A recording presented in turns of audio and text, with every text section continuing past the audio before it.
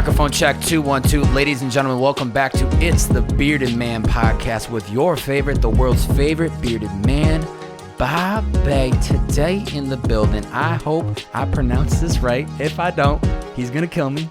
Felix Huettenbach. Pretty good. Pretty good? Pretty good. How can you give me the honest how you pronounce it? Felix Huettenbach. Dude, the way you say your last name sounds incredible. Yeah, it's incredibly hard for Americans, I think. I've actually historically been a terrible pronunciation. I can't even say it. I cannot even pronounce what I want to say. Pronunciation, yeah. Yes, I've always had a difficult time with people's names, and there it is, just right back to it. Have you ever been on a podcast? I actually recently had another friend of mine from Germany interview me. Okay, and was that through Zoom? Yeah. Okay. Well, you're with the Bearded Man today, so we're gonna crank up the heat today on today's podcast. Cool. I'm excited to have you here. Really, the opening question, and I know this is we're gonna go down so many different paths, but how does one get involved with battling this pandemic right now? How did you get to this place where you're now? I mean, what you're doing with same-day testing, which I know is going to evolve into so many different layers. It's one of the most important pieces to civilization right now of trying to get back to this normalcy. How did you get to this? How did you step into this role? What are the things that led up to you being able to rise to the occasion when this pandemic hit and start same day? Yeah. I remember that, I think, back in March when we saw the first graphs and realized, wow, this is actually spreading really fast. Even before that, I think it took me a while actually to understand how bad it's going to become, because I didn't quite believe in the fatality rates. I thought they were very misreported. But I think by the time then, I think in March when it really was quite clear that it's growing rapidly, and just kind of projected out the exponential growth rate that we would have like a full scale pandemic, and if not endemic, happening. I think pretty much right then and there, I did a dinner with some of, our friends at Chad and Tim, invited basically a bunch of founders over and said, hey, let's have a brainstorm. Like, what is that going to mean? How is it going to impact things? Is there something that we should or could do? I think that was kind of the first time that we really started thinking very early on, started thinking about like what it means, right? Like what the potential impacts are. I don't think that necessarily right then and there we had, or any one of us had, a specific action plan. I don't think that I do remember I realized that testing is going to be a crucial component right in that first brainstorm, because I remember thinking about just purchasing a bunch of PCR machines at that time already, which is testing machines, right? Yeah, you need to, I can go into that. We're gonna go there too, but yeah, and I was also working with my friend's company Quantgene, which is an early stage cancer detection company, which is doing phenomenal work. And also with laboratories, so analyzing cell-free DNA in the blood, which also requires, the design of primers, so to kind of attach to these like DNA fragments, which is very similar technology that you use to detect the virus later on. And so I was exposed to that world quite intensely, and also had, already worked with laboratories, right? So none of that was very foreign to me at that point, especially with thinking about PCR and PCR testing. It's compared to what Joe is the founder of Quantgene, what they were doing at Quantgene. It's an order, if not 2 orders of magnitude, less sophisticated. So it's not that like PCR testing itself actually is not that complex. But to create the test for specifically to test for COVID, is that complex? No. So that's kind of the interesting piece. What we saw was that, so PCR testing, that has been around since the 1980s or so. That's nothing special at this point anymore, right? So you basically have you have you basically are looking for a piece of a DNA or RNA, and you put it in a solution, and there are primers, and primers you can envision. It's almost like a key. So you have all these base pairs in the string of the virus, and you have and you basically have a different molecule that can attach to a specific section, and it will only attach if it fits right. Mm-hmm. It's like a lock almost. And you have that in the solution, and you heat it up and cool it down. And one of these primers, that there's also an additional little molecule on it that when you shine a light on it, that it emits light. So then it goes into a thing called a thermocycler, which is essentially, I don't know, I call it a glorified toaster. Basically heats it up and cools it down, heats it up and cools it down.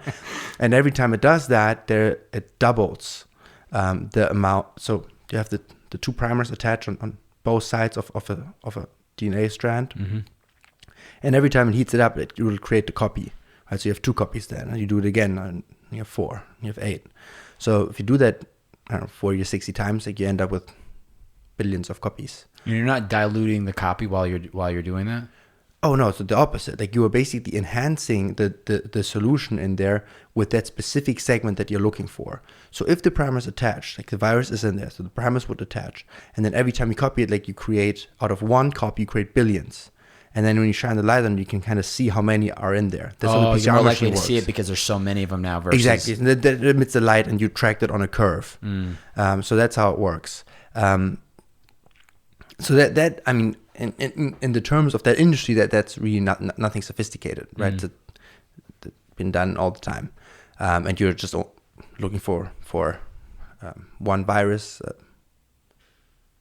That itself is fairly simple, but I think what we saw was, I think everyone pretty quickly saw that the whole testing infrastructure failed, right? So I think right when it happened, everyone was like, wow, these turnaround times for a test were like weeks long, right?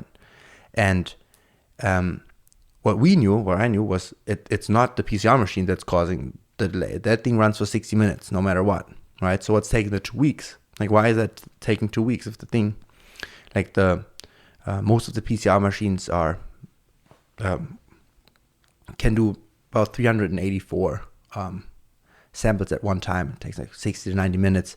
So you have quite a high throughput, but it's basically the lack of in timing does not come from the time it takes to run the test, but everything leading up to it. It's basically a huge mess of doctors and physicians and paperwork, and then someone typing in the computer, and then someone like printing this out and then typing it into the next computer, and after it's shipped, it just like that whole infrastructure wasn't scalable, right? It was never made for this high throughput. So when the pandemic hit, these laboratories just being completely swamped with thousands of samples, with manual paperwork that they had to somehow type into the computer, and if you don't get through with that first batch, the next day there are more coming, so that just like adds up with that backlog. So that really was the problem. So very early on, we started thinking about like how can we just completely automate at least the first part of the requisition, right? How can we basically digitize that whole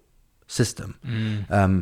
In regards to the PCR technology, there's not too much to optimize. I mean, you can maybe optimize a few things in the laboratory, making the preparation of the samples a bit faster, but the PCR machine runs for 60 minutes regardless. And even when they were having those early delays, is there a certain window that before a sample is dud and it can't be tested? Yeah, so that's another great question.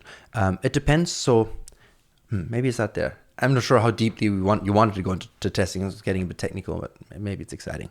I think one thing that a lot of people get wrong for the consumers is when they think of testing, they think of the swab. So I remember that a lot of the time they're like, which test do you use? And what they actually meant is, what collection kit do you use, right? Like, is it collected orally, like anterior nasal, nasopharyngeal? So the test actually consists of 3 components. So the first component is the collection kit. That's the one that you see, right? Mm-hmm. So that's basically the swab. Through the nose, right? No, there's the way of collection. How does the specimen get from the human into the sample collection tube? Right, so that's the sample collection kit. Then the second one is the test kit. So the test kit is manufactured usually by like a big chemical corporation like Quidel or Thermo Fisher, and these are the molecules that we talked about before that attach to they patent specific technology, primer, and attaches to the virus and is then used to be put into the third step, which is then the PCR machine, right? So 3 things: collection kit, test kit, machine. So when people come and ask what tests do you use, they usually talk about the swab, right? How is it collected? Through the nose, through the back of the nose, through the throat, or to the mouth. And after you collect it with the swab, no matter where you do it, there's 2 ways then you can store it. You can put it, one is a dry swab, so you literally put the swab just the way it is into the vial and you ship it to the laboratory. There, the disadvantage is that the virus might die quicker, right? So I think for most of the swabs that are dry swabs, you have about 24 hours, and the temperature shouldn't fluctuate too much, and you shouldn't expose it to the sun so that the virus doesn't disintegrate and becomes undetectable. Most of the collection kits that are used have something called viral transport media, which is a specific solution that deactivates the virus, meaning it makes it so that you cannot infect someone else with it, but contains the properties, basically keeps the DNA from fragmenting further, so it can, keeps the DNA from fragmenting, so you can still detect it in the lab. And that lasts about 14 days. So I think there probably have been a lot of instances where samples have, like when you think about the very early times, like when it takes 2 weeks, where if they use dry swabs, that the sample was probably not good anymore. I mean, if it takes 2 weeks, by that, I mean, it's not really actionable, right? By that time, even if you had COVID, when the sample was taken, by the time they tell you already don't have it anymore. Yeah. Yeah, there's just so much to all this, because I think, and why I was so excited to sit down with you today, and I was honestly pretty nervous. I haven't been this like nervous to sit down with a guest, only in the sense because I am there's so much unknown, and a lot of the people that I've sat down with, whatever we're talking about, I can usually I understand, or it's content related or it's business related, but this is such a unique thing that I'm so curious, and I think it's going to be one of the most powerful podcasts that I ever released, because I think there's so much in the media right now. I just read earlier on a headline, LA, 1 in 3 residents have it. 1 person dies from COVID every 6 minutes. And I see these headlines and I have people hitting me up from outside of LA like, yo, is this place like a hot mess? Is it safe to be there? And I'm like, dude, I mean, from what I see, life is pretty normal. Everyone's wearing their mask on the west side, grocery shopping, doors are open, but you see all this media. And so I just think it's a very tough time. And that's why I love that you were even going into the technical part of how testing works, because I think so many people still don't understand the scale of what is happening. And there's so much media outlets trying to get people to click into their articles or their 5-minute video on NBC. And how are we supposed to, as somebody that doesn't know anything about science, how am I supposed to know what is right and what isn't right? You know what I'm saying? Yeah, I mean, I think it really depends on how much kind of brain juice you want to use up to make a decision on whether you should be worried or not. But I myself, worried? I mean, everything that we're seeing now, I kind of just would like to dissect the headline that you just please mentioned. So I usually I haven't watched news in 10 years. So I try to, I get summaries from people that I respect, and I podcast some of the things, and I read books, and usually, but I try to just think about things that matter to me, kind of first principle basis. So because with headlines you can do so many things, right? It gets so easy. You can drag it back just like that. There you go. We want you to sound crispy. Thank you. So it's so easy to be fooled by a headline, right? So let's just take the one that you just said, and kind of how I would think about something like that. So you said someone dies every 6 minutes of COVID in LA? Yep, that's what I said. One person dies. Let me see where I just had that. Yeah, 1 person dies from COVID every 6 minutes. That was a headline. Okay, cool. So and this, for LA specific. This is clearly one that's supposed to make you feel things are going really bad. So, and then for me to decide whether that's actually the case, what I do is the following. So if one person dies every 6 minutes, that's 10 an hour, that's 240 a day. So it's a population of about 20 million. So it's 1 in 10,000. So in a stadium of like 40,000 people, that's what you can imagine, 4 people would be dying. Okay, I think that's quite significant. That's pretty scary. Right? How did you do that math so quickly, dude? Your numbers are unreal how you just did that, but please carry on. So that that's something I can now relate to. I cannot relate to people dying in a minute. It's hard for me to understand.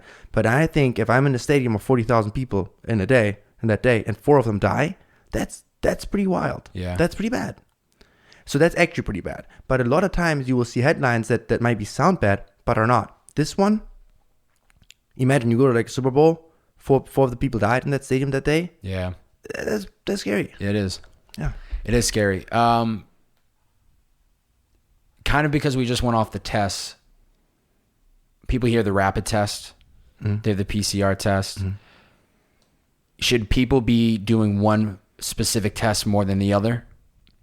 That one is interesting. So had you asked me in the very beginning, I would have said it should be PCR tests. Basically, PCR tests are the only thing that mattered. That's what I would have said. But it turns out that it's not quite true. So a PCR test is definitely the gold standard. I'll go into later why it's so much more accurate in that sense. But I think ultimately it's like, what is the actual effect of testing, right? Like you basically want to use testing to kind of contain the pandemic.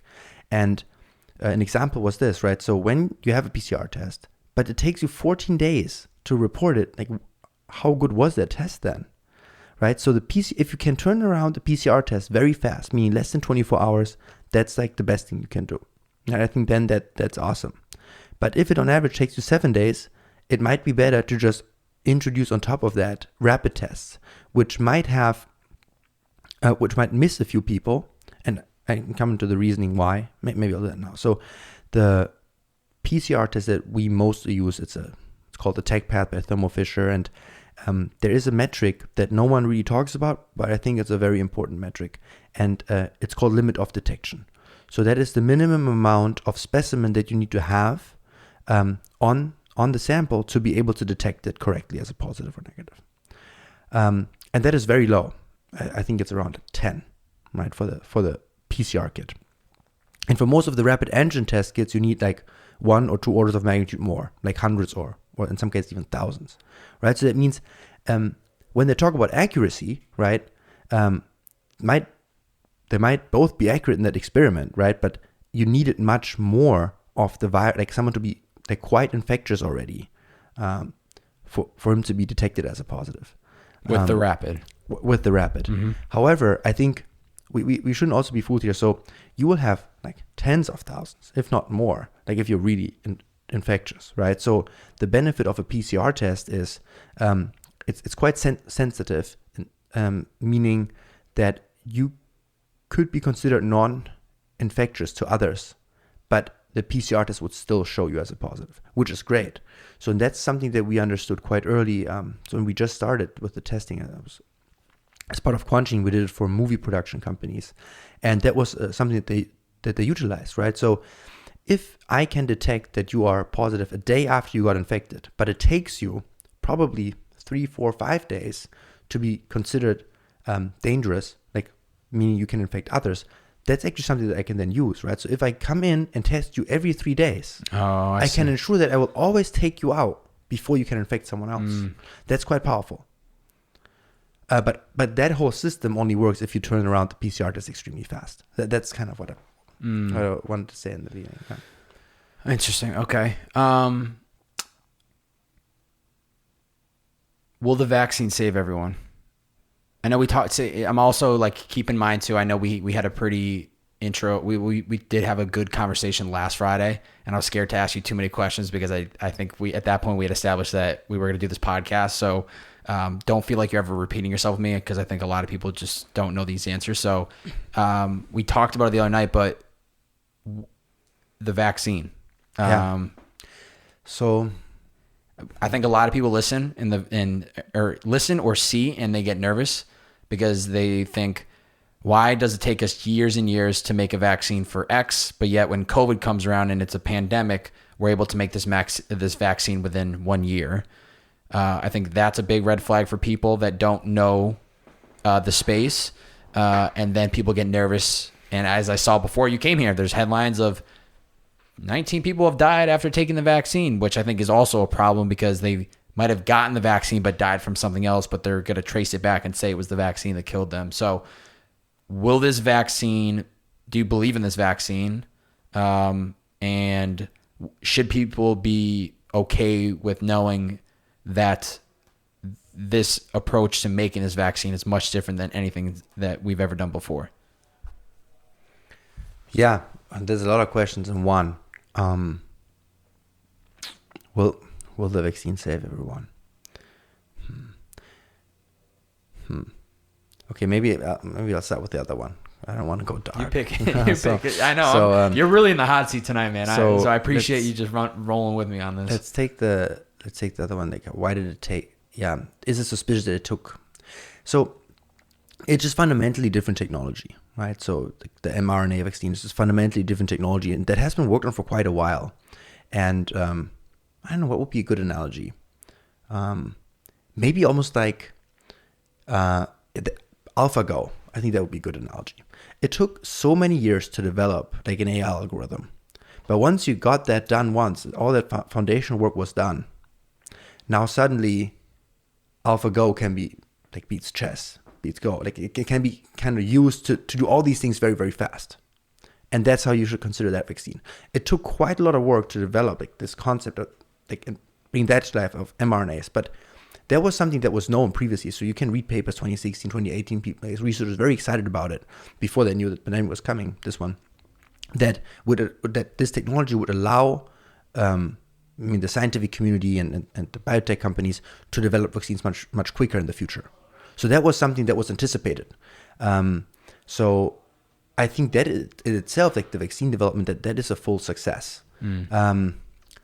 However, it's still one of the first times that a vaccine like that is used, right? Especially on that mass scale. So obviously that part, I can understand how that is scary to people, and that people want to wait and kind of see how it goes. Do you, your personal opinion, based on what you know, do you believe in this vaccine that is being circled? So here's one of the issues that I see. So I believe in the effectiveness of the vaccine, like the way it was reported. I think that is quite valid. So if, let's say, we're looking at the US, right? So I mean, there are definitely a few problems that I see that are going to be very hard to overcome. Vaccine distribution and administration, right? So will we be able to even administer these in a timely manner? It's going to be a tremendous amount of logistical overhead. And looking at how it went with just testing, which is severely less complex, right? Like no cold chain, none of these things, right? And that was already so hard. I'm a bit worried that the rollout is not going to be as smooth, right? Especially towards the tail end. And why in the logistics part, is it difficult because they need to be temperature controlled, or can't any nurse administer a vaccine like this? Or is this something that it's like, a nurse maybe can give me a shot for morphine or whatever it might be, but is that because it's a vaccine or because it's COVID related, do you need is it specific people only are allowed to administer the actual vaccine? That actually is very similar to testing. So the cold chain is one of the issues. I for some reason, even though that sounds so trivial, what I think is going to be challenging is, you need it like 6 weeks later, like you need the second shot, like tracking that, right? That means now you need to do very accurate tracking. You can't just have like with the test. I mean, you come in once and you don't come in the next time. That doesn't matter. But now with the vaccine that I gave you, like I need to make sure that I have another dose for you ready in 6 weeks and also are able to track and notify you while they're administering it to the people for the first time. While it's total. So that I think might be challenging, but let's talk about herd immunity for a second. So herd immunity, I think that's another thing in the media. Like I saw a bunch of articles and make it also complicated, but ultimately, like the equation behind it is pretty straightforward, right? It's basically the R naught, which is like the rate at which the virus spread in society, it's kind of need to be empirically measured, times the amount of people that can still be infected needs to be equal or smaller than 1, right? If that is given, then instead of the population that's infected growing, it would either be constant or go down.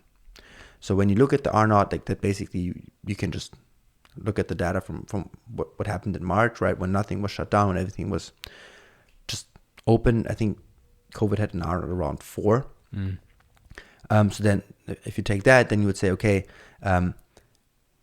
75% of the people need to be either having the antibodies because they just got infected or had to have the vaccine administered, and then it would work. 75% of people, that's quite a lot. But if you said, okay, we reduce the R0, for example, by saying, okay, we don't have like all out festivals and all these things and just contain it a bit, maybe the R0 goes down to like 2, then you would only need 50% of the people to be vaccinated. So that, I think, is almost something that's achievable. That sounds achievable. But here comes the dark part. Will the vaccine save everyone? Is that how you said it? I might have. Will the vaccine save everyone? And I mean in the sense, not will it save everyone that gets it, but will this be... solve the problem. Yes. Right? Will we have our normal lives back? Yes. That's the question, right? I think that's going to be a tough one to answer. So let's say everything goes perfectly, right? So we are actually going to roll out the vaccine and we're planning to support that, right? Like helping with the administration distribution, but everything goes to plan. We're able to vaccinate 75% of the people in the US. So here's the part that I'm worried about. And you already see it happening. So the virus, I mean, the whole process of like copying the DNA strand, like creating another copy in the PCR machine, like it's very similar. The body does the same thing with the virus. It creates copies of itself, right? It hijacks a cell of us to create copies of itself. And sometimes there's a copying error, meaning the mutation, right? So a lot of the copying errors that will occur are trivial or maybe even make the virus much less dangerous, maybe completely ineffective to infect other humans. But then there will be some mutations, copying errors, that will make it more dangerous or more easily spread, cause it to spread more easily. So when you look at that, like you have like just in Great Britain, I mean, what is it, 40, 50 million people, with incidence rate, meaning like the amount of people that currently are infected of 2-3%, single digits, already bringing out a strand that can then like spread across the world again. What is going to happen in these other much larger countries where you don't contain it? So now let's take Brazil, let's take India, where you could have potentially hundreds of millions of people with a higher than single digit incidence rate. That will be an insane breeding pool for new vaccine mutations. So even that this strand now was on the one from the UK had a mutation on the section which did not impact the effectiveness of the vaccine. Another mutation might not. And I think so the dystopian future would be that we would have from these other places dozens of different mutations flooding back in to the US, even though we got all vaccinated. We did not achieve that in other countries. So you have this whole breeding pool of places where you have all these new mutations coming, and then they will flood right back. And these vaccines that we're getting administered will not protect us from these new versions. Maybe some, but there will be some where it will not. Right? So I told you, like the kind of thing with the door lock, right? So you basically try to match one piece. It's like basically like it's like the vaccine is blocking a specific arm. Yeah, it's literally like you said, a key. It's just like blocking like a specific thing. But if that thing changed, right? Like if the mutation happened on that time, it doesn't attack, like maybe it won't block it.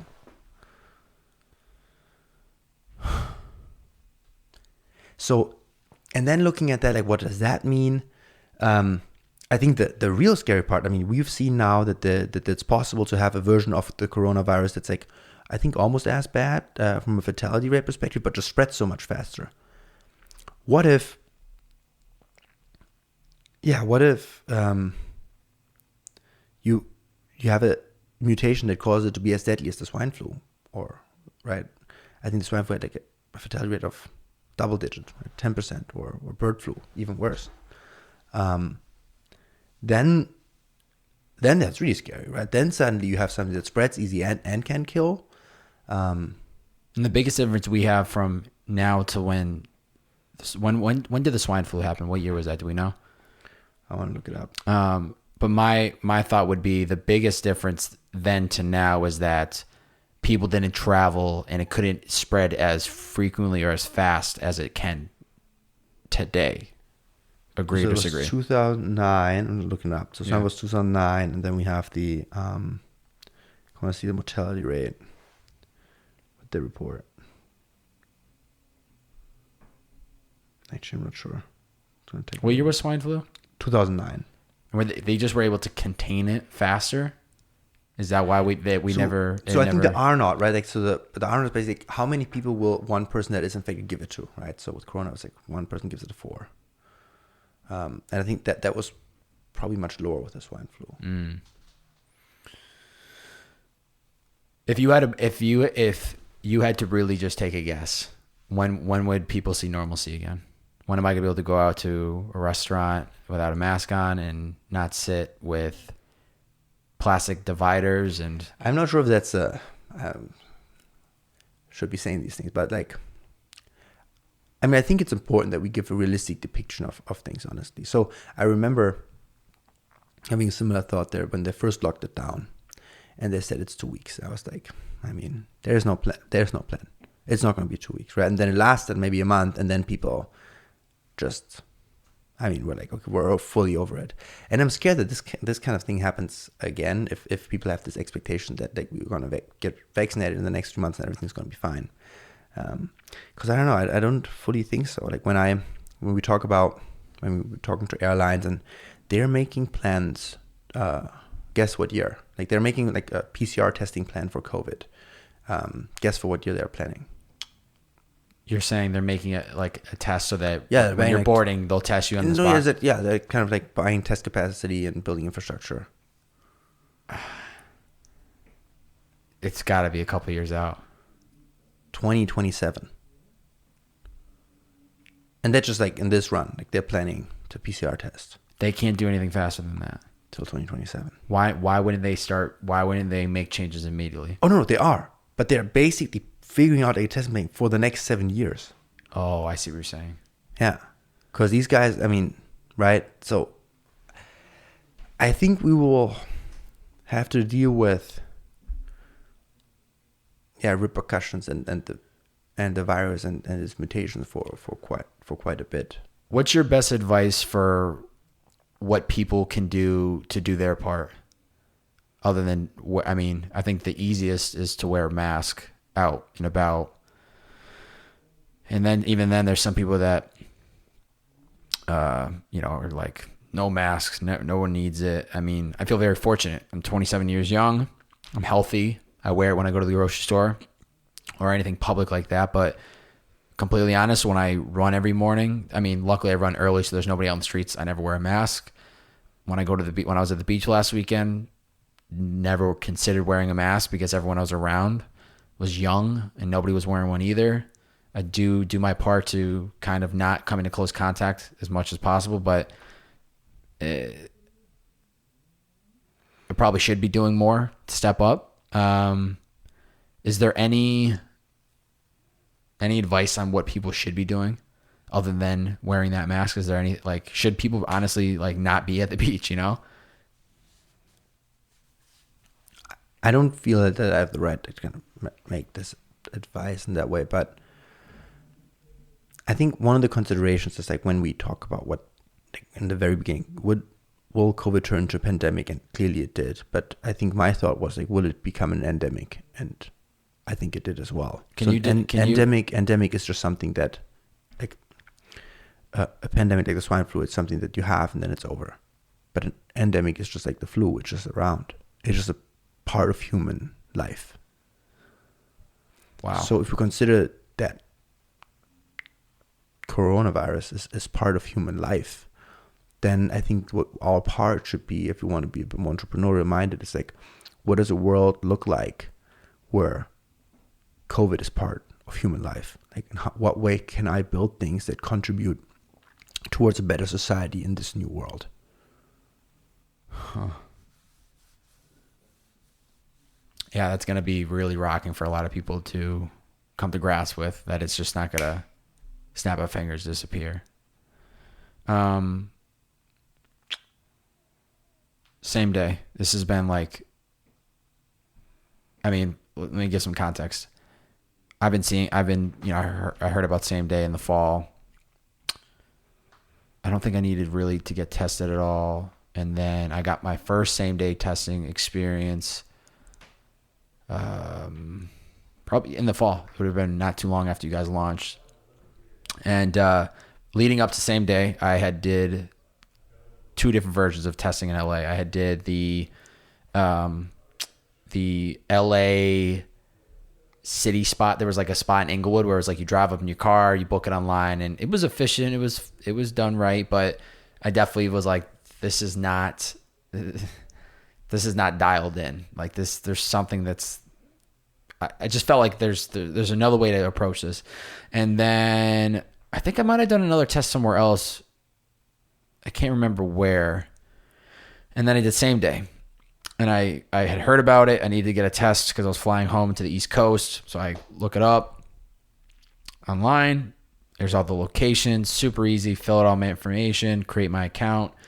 I go in to take the tests. I'm in line for, I think, it was the first time was leading up to Thanksgiving weekend. So it was already a busy weekend, but I was in line for this was the Manhattan Beach version.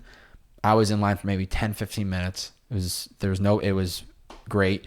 Got up, everyone was friendly, explained the whole process, took the test, great, did it, no problem.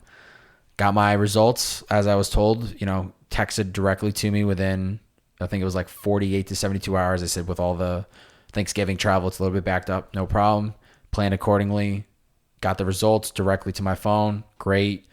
And I was like, this is really efficient, whatever they got going on. And then I was really impressed. And I told you this the other day, when I did then need to get tested because I was flying back to the East Coast, and I log in and I go onto the website again. It says book again. And I'm like, what the fuck? Book again? How do they know? Like, I click it. All my information's already filled in, super efficient, dialed in. Like, I was like, this is great. And I showed up, booked it for 9 a.m. I rolled in at 9 a.m. and I was out the door by 9:05. It was like flawless execution. I'm a business minded person. So like logistic wise and just, professionalism, everything, every aspect, I was like, did it right. They did it right. They did it right. What is so interesting about same day, as people are listening to this, is this was a concept that came to fruition in September, and we're probably 110, 130 days out from that date.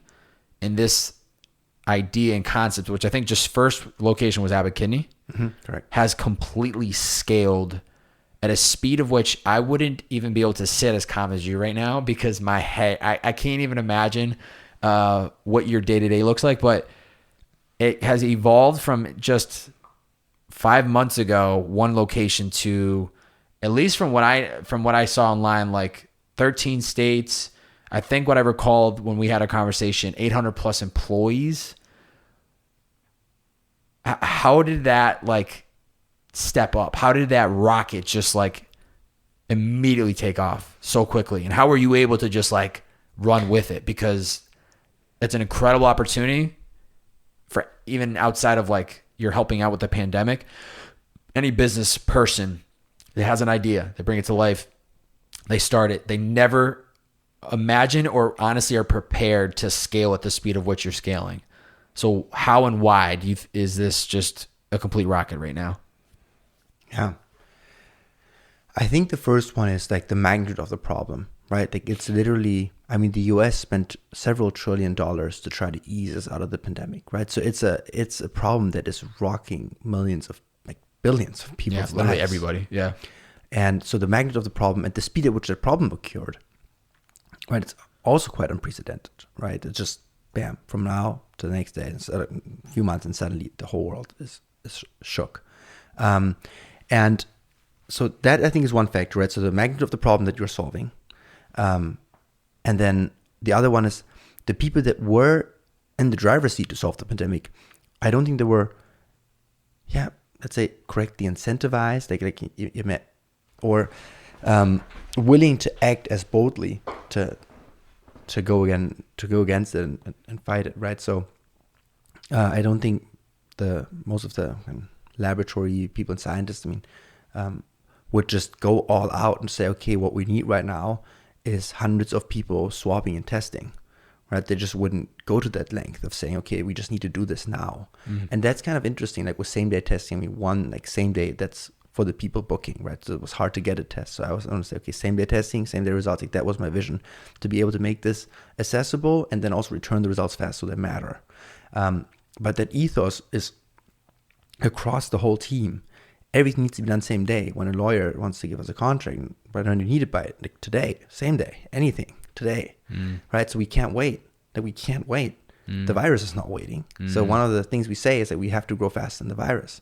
So if the virus doubles every whatever period, like we need to do at least that if we can do that. And that's literally what our ethos was. So I kind of projected out, instead of like a linear growth, I literally projected out like an exponential growth path. I said, okay, we're going to have one location. And then 2 weeks later, we're going to do 3. Then we're going to do 9. Then we're going to do 27.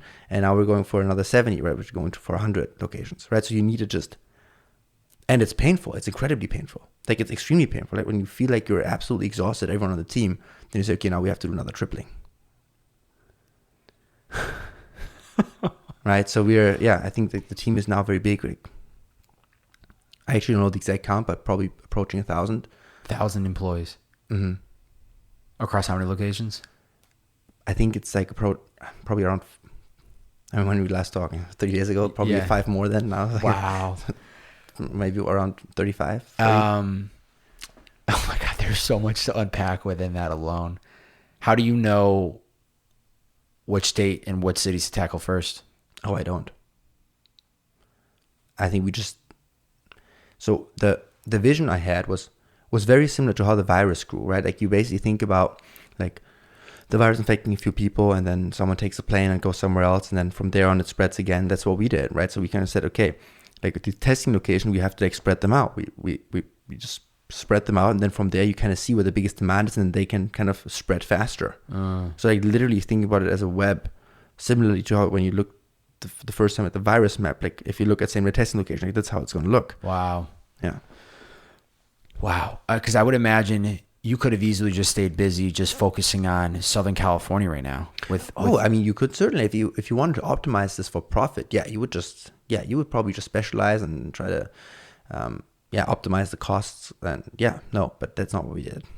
How many people are you working with directly? Obviously, you have 1,000 plus employees that are working on site location, but how many people you're working with on a day to day? Maybe around 10. 10. And essentially that's your executive team. So you and your 10 others, you guys can fully run this ship.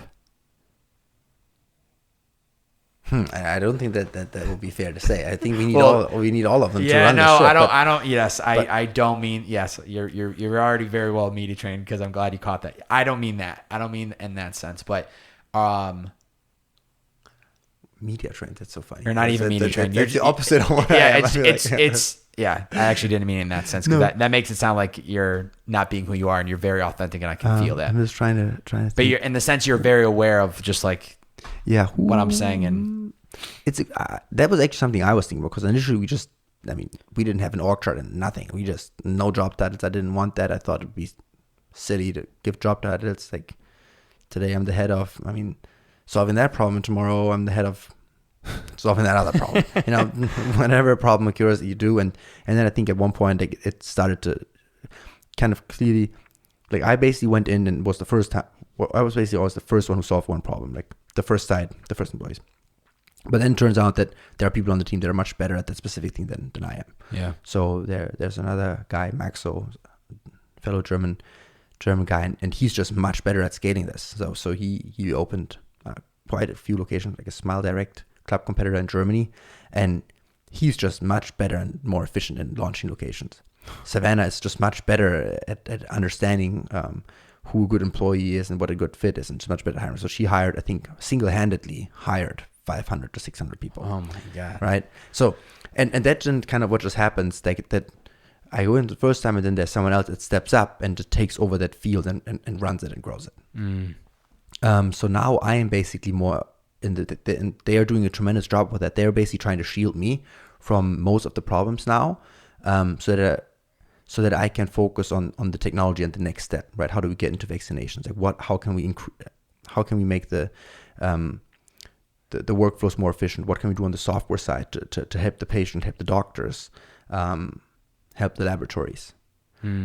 So that's the ideal approach. And then usually when I get pulled into the actual on-site operation, that's usually when there's a fire. When I think, it's basically like, so my image of it is not the most glorious. So sometimes I have to just go in and read some Google reviews to feel better. I'm like, oh wow, a lot of people love it. Because when I get a problem, like it's usually the worst of the worst, right? It means like no one in the chain was able to solve that problem, and now I'm presented with it. Yeah.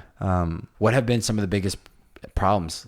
I mean, one thing that really broke my heart, and everyone on the team, like around Thanksgiving, that was such a hard period. So our laboratory partners, like initially we actually also have our own lab, but initially you have your own lab where you're doing the testing.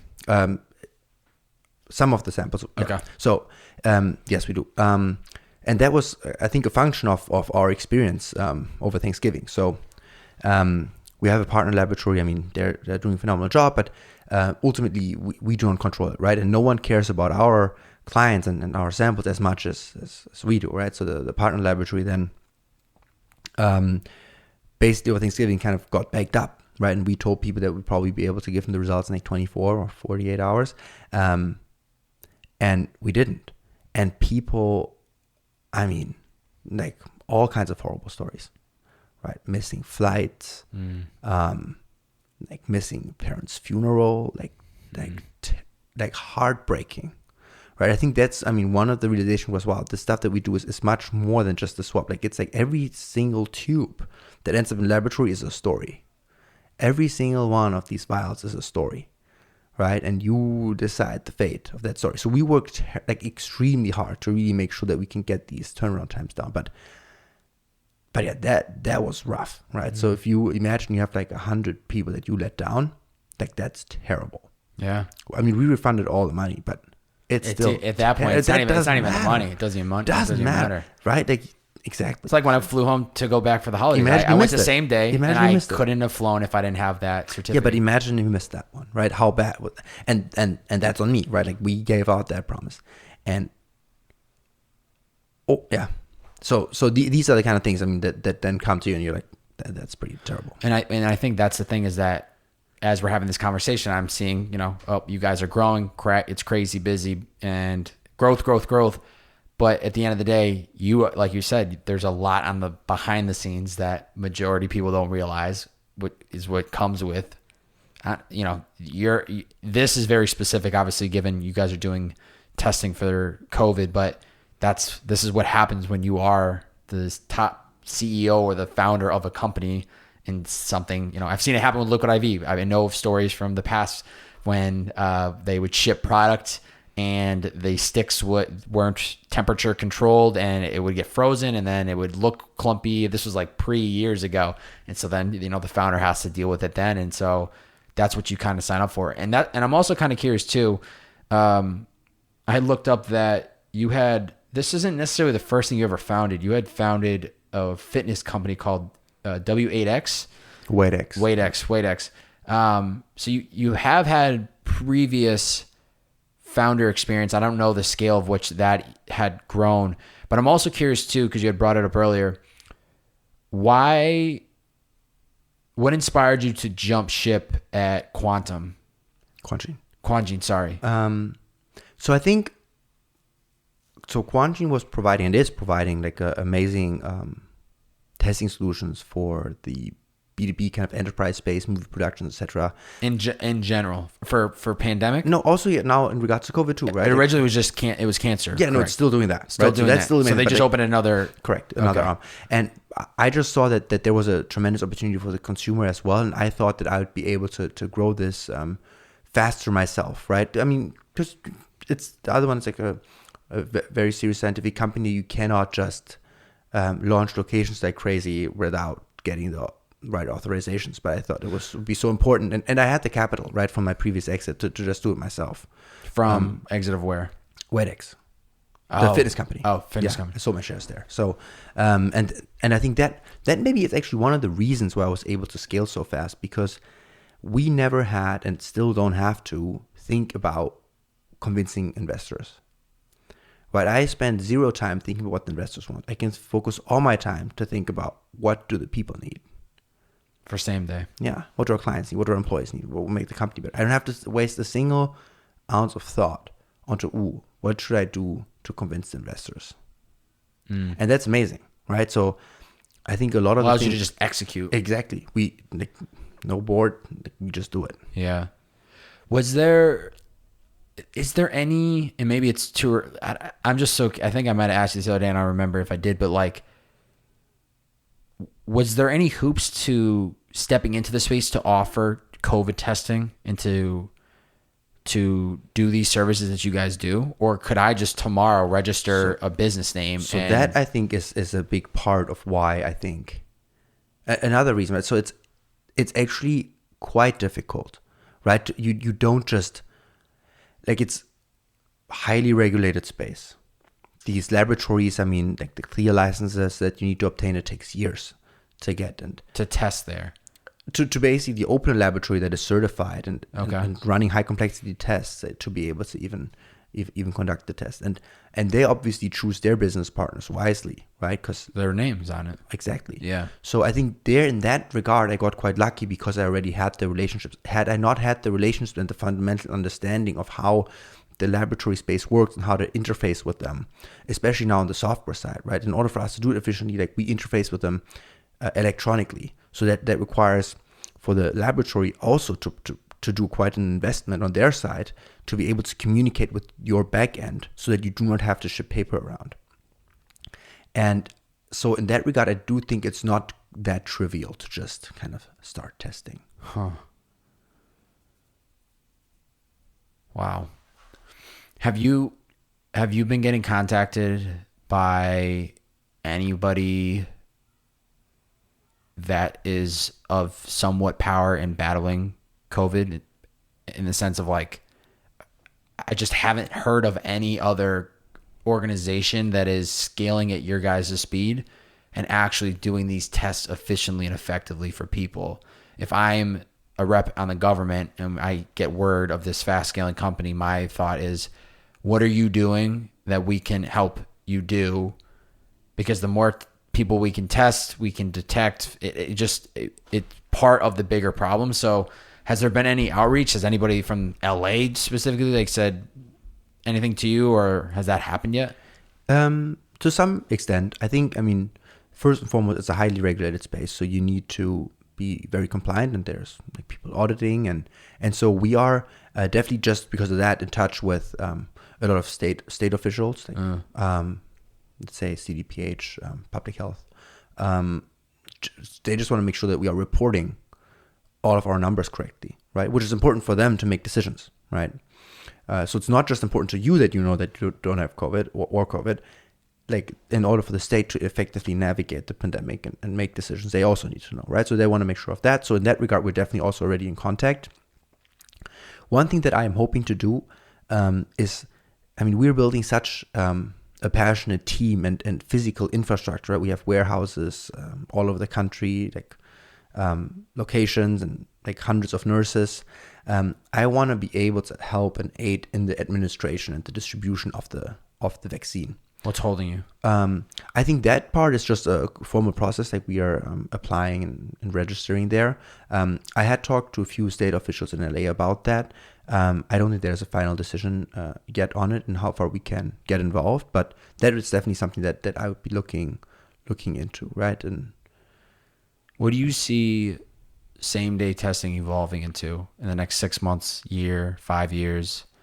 I feel like you hit something this is gonna be you for. I feel like, how old are you right now, by the way? 27. Oh, we're the same age, baby. Let's go. We were in Boston at the same time. We didn't even realize it. Yeah, three cubed. That's crazy. I feel like even just I quickly looking at your LinkedIn before, and then, just some of the things we touched on, it's clearly been like you popping around trying to exit, worked at this other company. Now you're here, but it seems like this could be quite a ride. I honestly think everything of these projects I have been extremely passionate about. Like Robotic, a fitness company, like it's all similar, right? Health, taking control of your health through physical fitness. Make the whole mission of that, we built robotic fitness equipment. So using electric motors to mimic resistance that you would feel with weight. So the electric motor you could change the weight from 10 to 200 pounds and just work out with this machine at home, and it would be interactive and just make the whole process more fun and easy. So that the vision behind it, you take health in your own hands, and I mean Quantgene with cancer is very similar. I mean you kind of take a proactive approach on a disease, and same day testing. I see a similar thing. Like we are, I think, long-term rebranding to Same Day Health, which I think this the same day part of it. I mean, it's more matter of fact, and maybe it doesn't sound that great, but it's really about like delivering things to people fast. I mean, if you want to see a doctor, I mean, you do not want to wait 2 weeks. Yeah. And you do not want to wait 2 weeks for the laboratory to give you the result back until you take action. You want it now. So we're in the prime, like Amazon Prime generation, right? If I click a button, I want this now. Yeah. And that's the game that we're in. Like we want to make it pleasant, easy, fast, effective. And I think long term that holds true for much more than just a COVID test, right? Like why don't you get your MRI the same day? Why don't you any kind of other primary care or specialty care visit? Why is that not the same day? Yeah. Right? How can you make that like more accessible, approachable, and quick? So that I think is where I could see us just kind of really bringing health closer to the person that wants it. Yeah, it's interesting. I did a teledoc the other day, and it was unbelievable. I didn't have to leave my house. Did a FaceTime with a doctor. Got everything answered I needed, and that was it. Didn't have to sign up for an appointment. Even before the pandemic, when most of the doctor offices is like mandatory now, but like this is the most efficient way to execute it. I don't want to go to the doctor. I don't want to have to drive there. I don't want to deal with traffic. I don't want to deal with they're running behind. Pick up the phone, 5 minutes, see you later. I think we are probably going to go a bit deeper. The stuff I'm passionate about is the stuff in the background. Because I think that's the part where a lot of people are not thinking about. So I think telehealth itself is not a very hype market space, and a lot of people wanting to go into that and help there. But I think the stuff in the background that excites me more. Okay, now let's say that the doctor decided that you should be getting a specific test, a blood test, and now you're stuck again. Well, now he recommends you to go somewhere, and that's like an eerie experience, and someone takes this thing and it takes a week for you to get the results back. What if after that telehealth consultation, like they're just plugged in with us? And you pull up with a van. And boom, the nurse shows up at your house same day, takes your blood, leaves, get the result. In the evening, that's where doctor calls you back. Yeah. Right? That I think is where it could go. Yeah.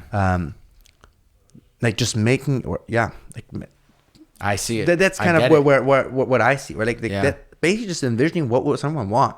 What would I want? If I'm actually sick in bed, what would I want? I want to pull out my phone. I want to call someone. I want someone to show up, help me out.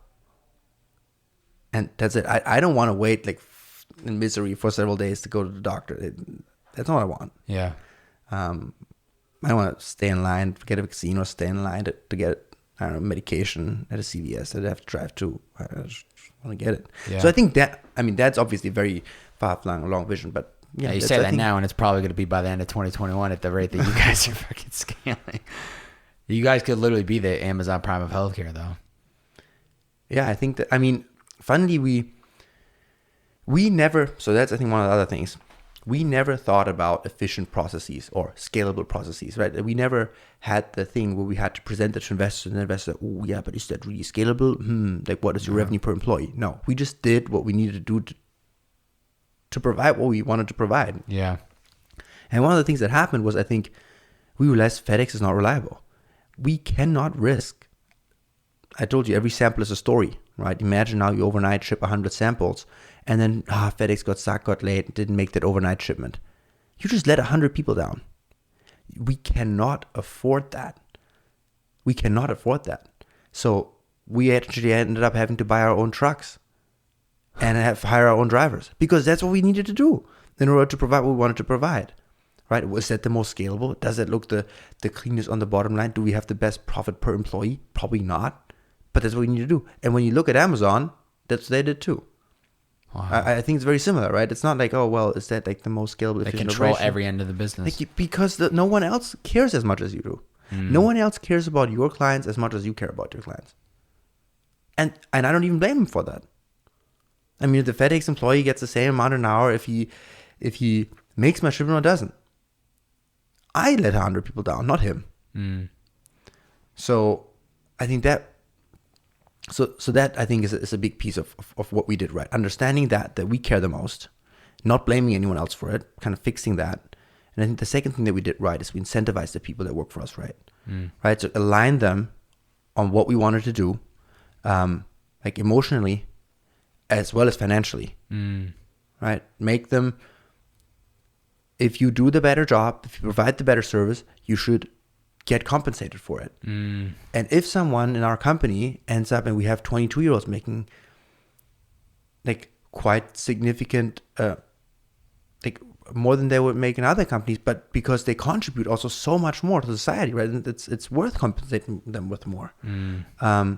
Right? Because if you are able to provide an amazing solution and get the results of people in time and yeah, you deserve it. And I think that's another thing that we did quite well, aligning people with that and just letting them, go run with that. Right. Of course, there's a lot of stuff that we put in place, like an incredible amount of like technological infrastructure and guidelines, and to make sure that everything is, perfectly sanitized and compliant. And for this kind of stuff, we actually also use a lot of like third-party vendors, like cleaning companies and biohazard waste removal companies. But I think like the core ethos of the company, we have a lot of like young, motivated people that really understand what we need to do and are willing to help, and they're incentivized in a way that I don't have to, or we as a leadership team don't have to tell them every day what we want from them. Like they get it. I could feel that from the people at the Manhattan Beach. I would have thought the guys running the actual facility were the owners, because they were making sure everyone was checked in, this, that, third. And so honestly, at the end of the day, it's like, it's important to have a why, and it's very obvious of the reasoning of why Same Day is what it is and what it is doing. It's literally crucial. It's important to have people aligned on the why, like you were saying, emotionally, but then also too, it's like, if you can also put financially money into the pockets of the people that are helping your operation when you're not there to actually oversee it, it's going to help everybody. It's going to help that facility run more effectively, more efficiently. The people that are running it, are working there, are going to feel like, this is mine. I own it. You know, if I do this better, I'm going to be compensated better, on top of obviously understanding why I'm here and what this grand purpose is. But I think that was the right approach to get people aligned. And it makes sense if you scaled. You know, it's funny, you made the comment about like, we don't have to, we're not convincing like a board to give us more money or to believe in us. It's the demand was there, the supply was not, and you stepped in and you have been able to execute on it. Where does the passion for health come from you?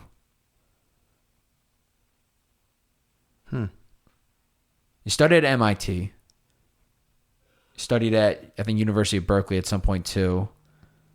It was mainly like my undergrad was in Germany, and then undergrad was so MIT was grad. Yeah. See, this is why I need your LinkedIn, but I couldn't find it, and now that's what I was trying to scheme on it earlier. So your undergrad was in Germany. Okay, cool. And what was the major for undergrad? I was like technology management with a focus on mechanical engineering. Wow. And then what was your what was UC or what was, I guess, MIT? So it was MIT Sloan, so entrepreneurship management. Yeah. Wow. So you were interested in entrepreneurship, but also was the health, like, were you always taking biology classes or? No, finally not at all.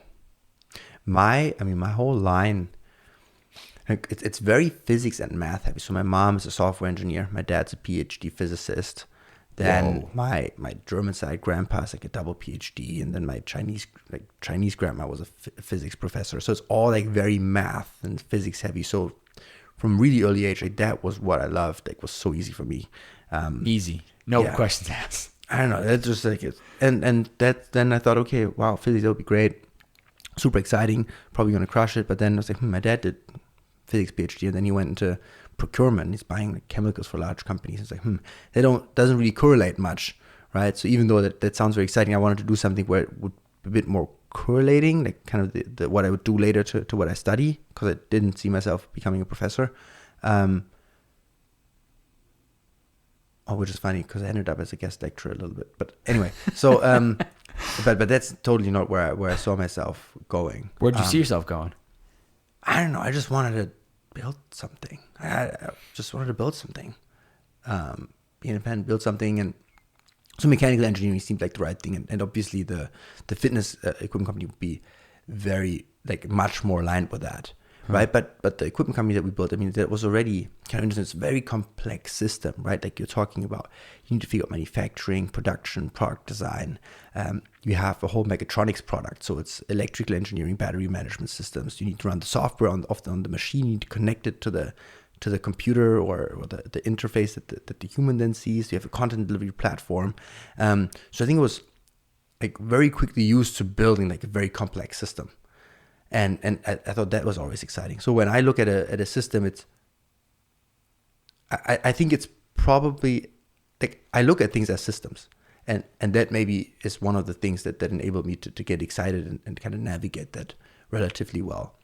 Now when I think back, initially I always thought it was so easy. Now when I think back and try to explain like the things that actually make our company work, like the technology behind it and the logistical infrastructure, I realize it actually takes like quite some time and pen and paper. Like I can't just say it anymore. So yeah.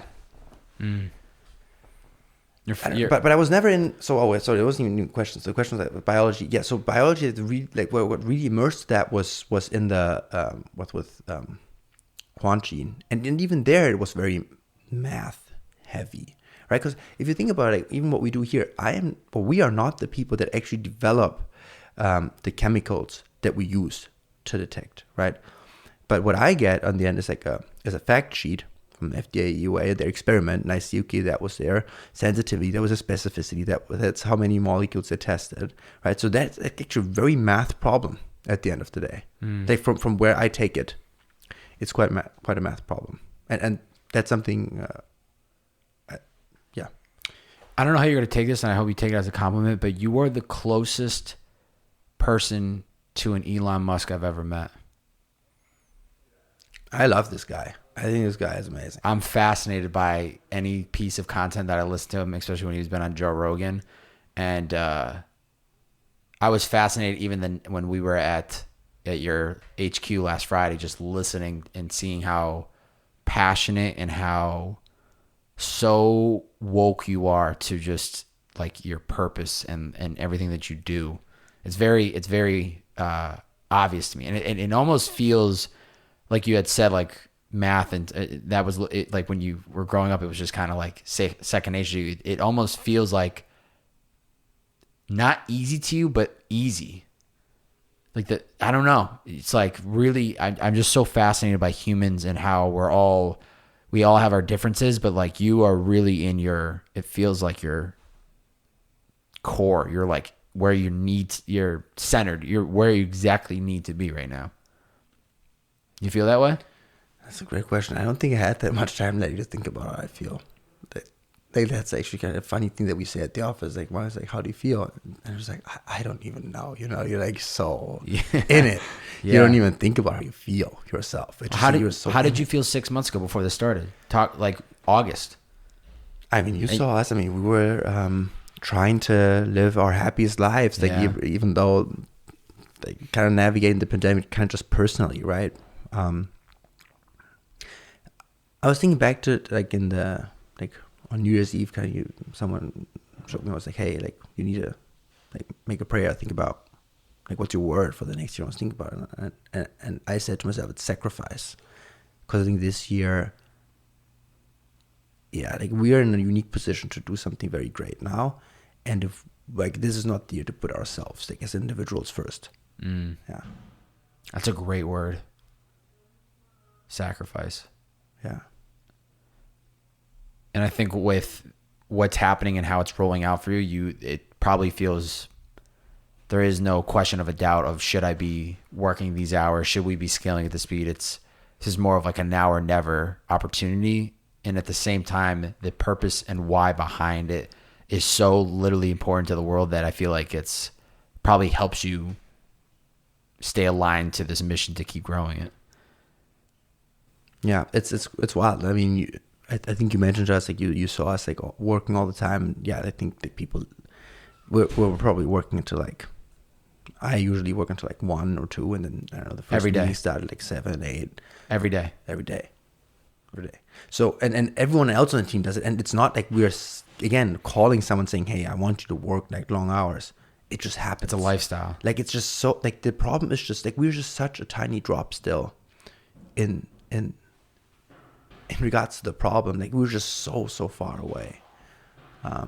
So I think it's not fair to say, oh wow, it already looks that big. You have 800 people working. Like when is it going to stop? It's like we are so far away from solving that problem. Like we make up less than 1% of all the samples collected, and that's just the testing part, right? And that's just the testing in the US, right? We didn't even get into like vaccination and treatments. Like we're such a tiny little thing. So that's how I feel. Like I feel like we're not even, like haven't even started yet. Wow. It's also interesting. I always, I'd read a blog that you had wrote, I think when you were in college, about getting your visa. And it actually was like a moment for me that I had to stop and reflect and think about how I was born in the States. This is home to me, right? And how I moved from Massachusetts to California, and I can move to North Dakota, I can move to Florida. Like I can live within this country for as long as I please. I was born here. And so reading that, it kind of woke me up to like, don't take it for granted that I live in the States. But I'd be curious, like, being raised in, did you spend all of your, all until college growing up in Germany?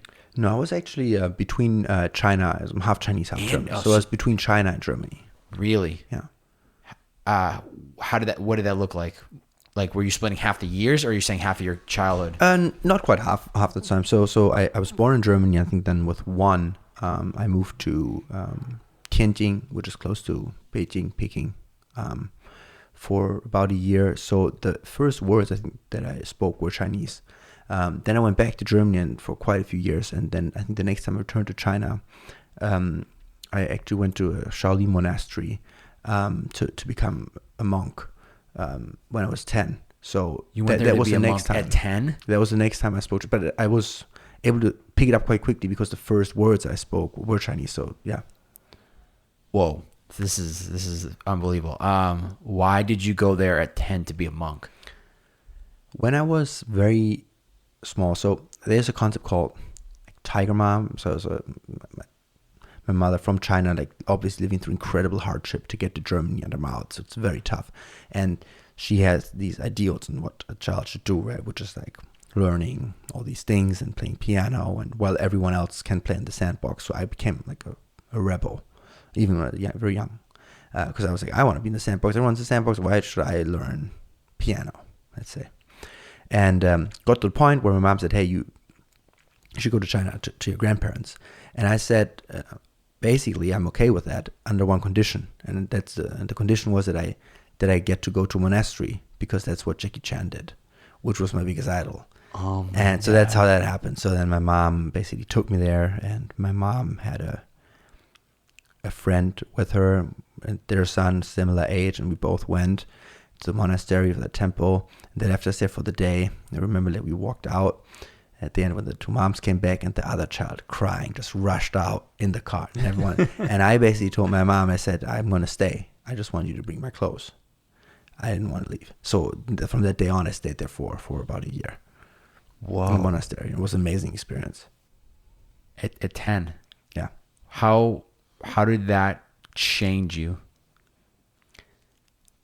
I think the big one, I mean, one is like how much the people around you matter, right? Like kind of like the people that you know, like that determines whether you're happy, unhappy, whether you're strong or weak, whether you feel sad or happy, right? Because you're in such a it was such incredible hardship, right? Like 9 hours of training a day. 9 hours. 9 hours of training every day. Was it just meditating or no? Hardcore physical training. Oh, physical training. Like so, there are several different versions, but like ours was very, very like it's called wushu. That's like the type of kung fu that Jackie Chan did, right? All the flips, and kicks, and jumps in the air. That's what I wanted to do. So wow. That's hardcore training every single day. So and then rice soup, every single day, rice soup. And hardcore training. So and I think like understanding that like that and being happy there like showed me like how relative also everything is, right? So first I think enduring hardship, like then like what's actually hard, right? When someone say, oh, it's such a tough day, I don't know, it's today, I don't know, I didn't have electricity, or like, I don't know, I was in a car for an hour. It's like it's all relative, right? So one example that I made is that I really like to make is like an exercise that the master had us do. It's called Wa Tiao. It's a frog jump. So basically you go in a deep squat position and you just hop. And you see that kind of in some gyms now in like group workout class, they'll have you go back one side of the room and back. We would be going for hours, miles. Like the legs would turn blue. Like incredible physical pain. But even that, like I remember I was thinking never like how bad I was doing. So the last guy of the group, the master would like run behind us with a bamboo stick and would just whip the last guy, like whip him. And you were hopping there and you're like, it's not that bad. I'm not getting whipped.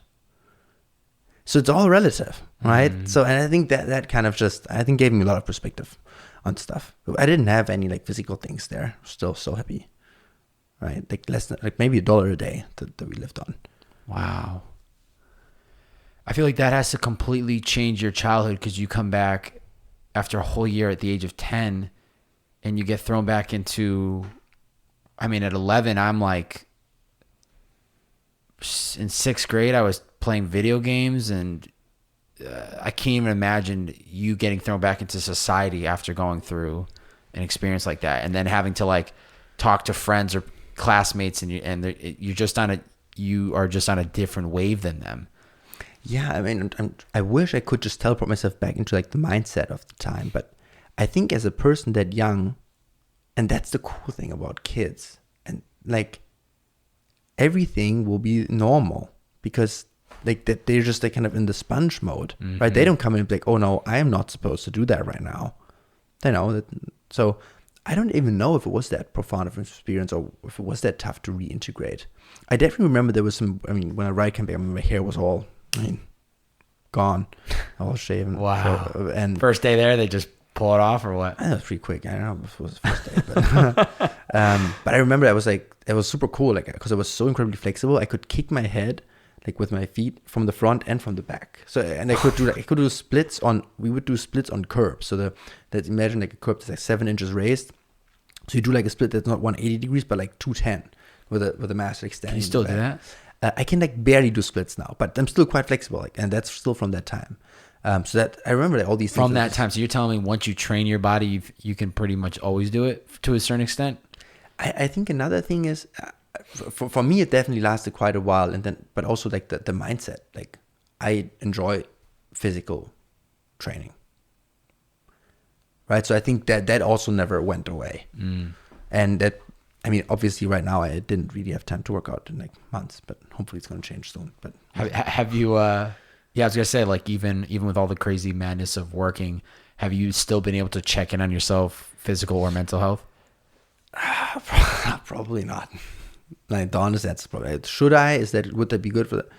I remember actually there were a few instances. I have like a guy that does workout sessions now, and I never needed a trainer. I felt like, but he has like a workout that takes 15 minutes, and it's like just hardcore for 15 minutes, and it's great to clear my head. I had a few instances where one of my teammates, just like Savannah, was like, "You need to go to loo." I'm like booked, like because she was like, "Okay, no, you need to let it out." Yeah, I think it's crucial, man.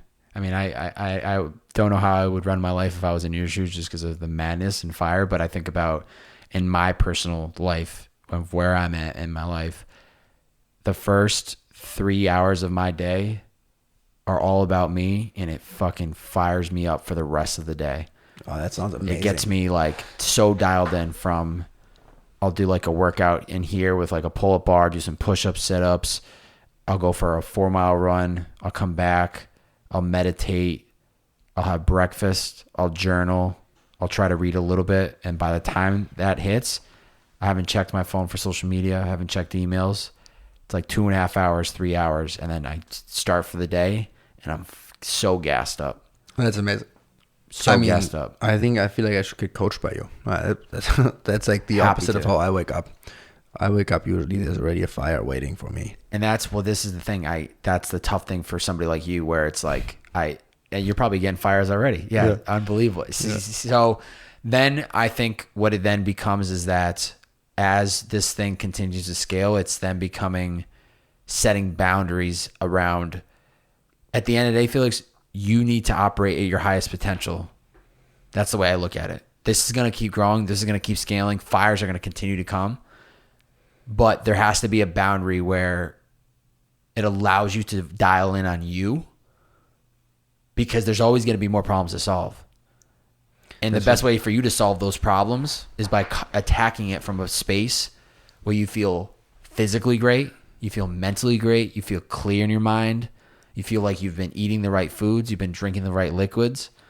So I almost would challenge you to think about that as you, whenever, we wrap up today, is like, it might feel in that hour or 2 hours that you dedicate to yourself. Even just start with an hour. Start with 1 hour. The first hour of every morning, challenge yourself to go, I'm not going to look at emails. I'm not going to look at texts. How do I want to spend this 1 hour? 60 minutes on the clock. Start the timer. You could do 30 minutes of working out, 10 minutes of reading, 20 minutes of meditating. You could do 60 minutes of working out, and that's it. Try just 60 minutes and see how much different you feel when you start to look at your texts and you start to look at your email. And then go for an hour and 10 minutes, an hour 15. And just try it for a couple of days and see how much different you feel when you start reading those texts. Because if you're waking up in the morning and the first thing you do, which I bet you do, and I respect it, you probably roll over, you see your phone is blown up, and you start picking away. You probably answer 15 of the fires before you even roll out of bed. But I really believe that you're waking up from a state of like, your body's rested, you're just like getting the juices flowing for the day, and now immediately your blood pressure, your mind is forced to go in full like crazy speed because of what you have to deal with. But how much different it would be if you slowly got to that point. Slowly got to that point in your morning where it's time to attack it. I gave myself my 60 minutes. Now let's get after it. I mean, it definitely sounds like a great thing. It sounds a bit like a fantasy for me right now. So it sounds like it's quite far away, man. But I bet you can get to a place at some point where it would allow you that space. I mean, I think one thing that I said to myself that I would definitely want to get back. I mean, I told you we're building a gym now, so we putting the gym in the workplace, so I can get like some kind of physical exercise at least. Yeah. I think that will help a lot. Just kind of having this, like, not mentally stimulated, but just physically stimulated. Yeah. I think surfing. I think that I definitely need to get the surfboard out again. Like, that really helps. I was gonna say, man, it surprises me because I know that you're a surfer. I see you from time. I mean, you literally rolled up here on a longboard today. Like, you're a very adventure, outgoing guy. So it surprises me that I know a lot of shit going on, super busy. Totally get it. But it surprises me that even somebody who thrives off fitness, there hasn't been enough time to be. I think that will be the first thing that I'll reincorporate. I do know that I have, I think, a lot, some juice left. Like, for the first company at MIT, like with WaitX, I think we had like, I was maybe sleeping like 4.5 hours on average for probably a year. So I definitely know how to just, there has definitely been a phase in my life where it can just burnout. push it. Or yeah, sorry, I don't mean burnout. But You do. I agree. You have to push it. But like didn't burn out, right? Yeah. Like it's like, so I don't know. Yeah. I agree. I at the end of the day, I think it's all about being self-aware of who you are, and I get that from you. You're a fucking go-getter. When it's time to put in the work, you do what you got to do, and when it's time to have fun, you have fun. But I respect it totally. So at the end of the day, I've learned that I will never be somebody to try to like point at somebody and say like, this is how you should live your life, blah, blah, blah. There's a reason Jeff Bezos is who he is, and there's a reason Elon Musk is who he is. It wasn't by doing what I just said, spending the first 3 hours of your day focusing on you. I'm sure they had to spend a lot of time going head down. But I think it's always good to kind of hear what works for other people, right? And it's very interesting because you can pull and learn from experiences or what they do and implement it to you. Or I think it's fascinating. That's why I love the podcast platform, because I think it's one of the greatest platforms where you can listen into anybody that you inspired by that is alive. You can learn from them, and you can hear authentically like who they really are versus just a 5-minute Today Show, Good Morning America 5-minute interview, which is like surface level. Yeah, that kind of media that is definitely tough. This is the game changer. Yeah, podcasts are cool. Audiobooks, podcasts, trying to incorporate them more. Usually I had, like, if you have like some kind of commute, it's kind of nice, but now I'm just so close to the office. That's the best time. No, going for the runs. Yeah, I think it's time. It's time. I'll get you on a run this weekend. Yeah, I'm gonna come knocking on I know. the HQ I'm like, down. Yo, Yeah. Felix, you're coming with me. Oh, Drop actually, your shit. Let's go. Tim called me today, and also another founder. Great. He's getting me out in the water tomorrow. Beautiful. So perfect. Yeah. Get out there and freaking enjoy it. What's a couple more things, and we'll wrap this up. What's one of your greatest strengths, and what's one of your biggest weaknesses?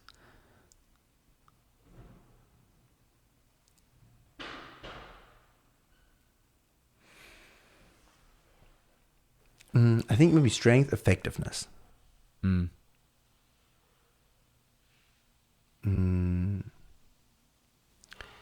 then maybe weakness is like too focused, right? So there's a lot of people I care about, and I can get very, very focused, like meaning just one thing, and then lose sight of a lot of other things or humans that are important to me, the other way around. So that's I think one of the things that is tough, right? Where I wish I had a better balance there. A lot of the people that end up, they have a lot of close friends that they just understand that piece about me, but it's that I think is one thing that's a bit tough. You just get so dialed into whatever, whether it was the fitness company or whether it's same day. Yeah. I think it's also too, it's part of what you sign up for when you're trying to do great, when you want to be great. I love the word greatness. I think when you want to do something great, it's part of sacrifice. It's part of the sacrifice that you kind of sign up for, where you got to go head down, you got to stay focused. And I mean, you got to do what you got to do to get through it. Yeah.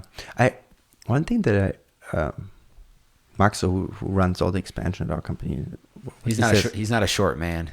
Yeah, he's we got a lot of tall friends. But that's actually one of the things where I realized, like, I'm just like so narrow and focused.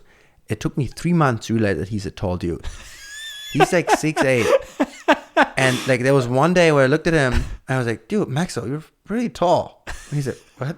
He like looking down at me, he's like, you see that now? I know, but like, I don't look at these things. Yeah. I don't see that. I didn't see that for 3 months.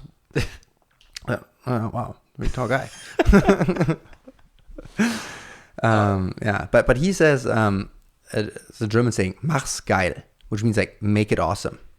And it doesn't say make it perfect. I think actually perfect is the opposite of great, right? If you make it perfect, you spend too much time like optimizing and you didn't go for what's important. But the make it awesome piece, that one I love, right? So if you have people that are intelligent and passionate and understand what your vision is, and they come to me and the only thing you need to say is either make it awesome or just do it, because they basically already have everything they need. Oh. Yeah, you have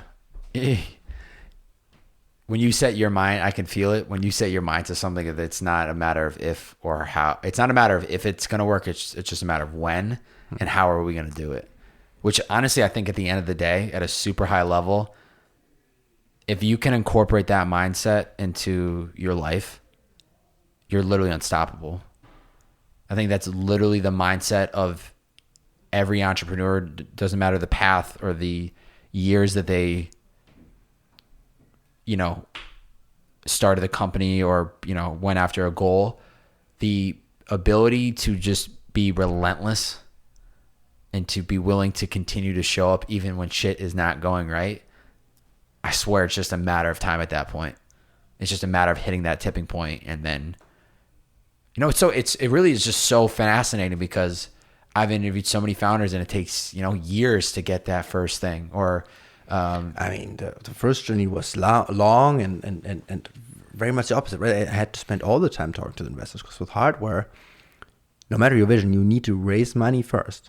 Or you need to have money first to build something that you can then sell. Yeah. So there is just no way around it, right? So we spent so much time, having to waste so much time to get all these other things done so we can even start. So I think that part is why this one's just very exciting, right? It allows us to just execute. We see a path, we see what's needed, and we can build it and we can sustain it from our own growth. Do you find that you're pulling from a lot of those first time experiences? Do you think it's helped you with scaling? Definitely helped me. Definitely helped me. Yeah.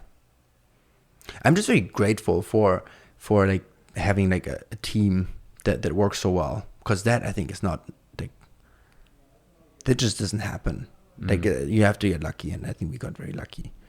And now I think we're at a point where it becomes a self-selecting kind of organism. Yeah. Right. It has its own ethos, its own mind. If anyone hears this and they are at all interested or intrigued or want to potentially be a part of this team. This is great. Yeah, we are hiring around 20 people per day at the moment. Does it matter where they live, and are there certain roles specifically? So there's a bunch. And I'd encourage them to go on our website and scroll on the bottom. It's careers. And what's the full website? samedaytesting.co. Samedaytesting.co. So you scroll I'll have down. it in the description of the podcast. Yeah, that would be great. So we are hiring a bunch of different people, all kinds, operations teams on site across the US, and then people for the headquarters, engineers and logistics. And one guy I think I would like to onboard. I'm not sure if that's the right crowd here, but today I basically have what's my hire today? What's the most important thing that we need? And I think one of them is a general counsel. So someone who helps us talk to. We work with a lot of law firms, just is in-house and making sure that we're staying ahead of the ever-changing regulations at the moment. Especially at that scale. I think that's very important.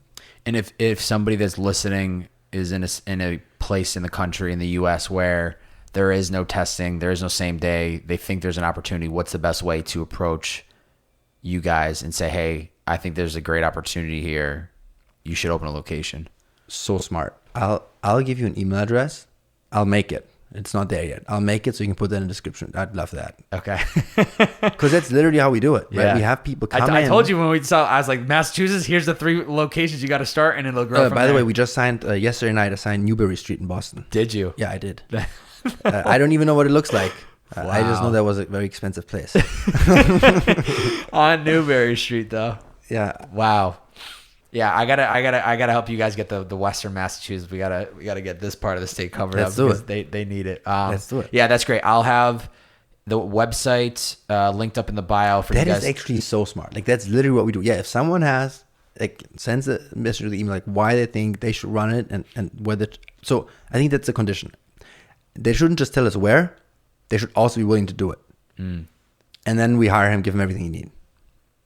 So if you listen and you think you have a location in mind, or a city in mind that you live in or is nearby you, and you are willing to tackle it as an entrepreneur and build it out. Yeah, we will provide you with everything you need. There it is, the training and everything. Training, everything. And I'll have that email directly right in the description. Well, I remember we talked about this at the HQ the other day. That's why I was like, I gotta make sure we hit that at the end of the podcast. We still have 50 more 55, I think. Wow. That we still have to do in the next 30 days. Wow. So yeah, there's some time to scale. Yeah. Time to scale. Yeah, that's so smart. That's great. And I'm Felix. I was gonna make it worth your time. Don't you worry. Before we wrap up, I always allow the guests to put a challenge out there to the listeners if they made it this far on the podcast. If they listened to the past hour and 40 minutes of this conversation, what's one challenge you have for the listeners? Ooh, a challenge. Mm-hmm. I think looping back to what we said in the beginning, we don't hope for it, but let's imagine that we are dealing with an endemic. We are dealing with a world where COVID is going to be around for quite some time. Like, what do you think would contribute positively in a world like that? And could you maybe be part of that change? Think about it. Yeah. Let's go on. Felix, this has been such an incredible podcast. This is one of those, like I kind of said earlier in the podcast, I was nervous in the sense of like, there's just so much to unpack that I was just genuinely excited, but nervous at the same time, because I know there's so much going on with this pandemic and not knowing what's right and what's wrong. But I think the amount of information that you've provided is going to be extremely helpful for at least people to understand it better. And although obviously there were some topics that cautionally you said, it might have been like, I'm not the expert, or like whatever, you're giving your most educated opinion, which I think is helping people. But I just greatly it's funny because I've always known who you were.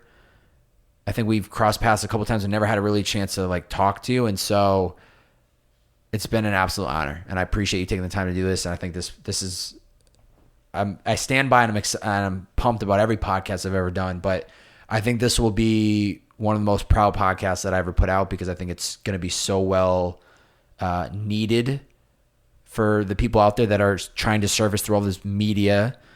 And what will get me more fired up is that if anybody hears this and ends up working for you because of this podcast, and they start their own operation, they start their own place, or they lost a job and now they are able to find a local same day and provide themselves a way to financially, take care of themselves. If that happens, I'll be even more ecstatic. But yeah, man, I just appreciate you taking the time today, and I love what Same Day's doing, and I know that the rock is just taking off, and there's a lot more to come. Awesome. Yeah, no, it was a pleasure. Hell yeah. If you guys and gals enjoy this podcast, please screenshot this episode, post it to your IG story. It's very important. It's how we organically grow this rocket. We're still barely getting off. Felix is like almost at Mars. We're just getting off the runway, but we're still growing it. If you enjoy this podcast, screenshot it, post it to your IG story, tag Felix. It's at Felix, FELIX HUTTI. Tag him on the story post. Tag me at Bob BO, 3 B's, 4 A's, and a Y, and let us know what you thought of this episode. It would be greatly, greatly appreciated. Are you laughing at the name because it's so extended? Bob, it's so extra, and unfortunately, Instagram didn't give me the BOBBAY, so I had to push along. Thank you guys and gals for tuning in. We'll catch you guys and gals soon enough. See ya!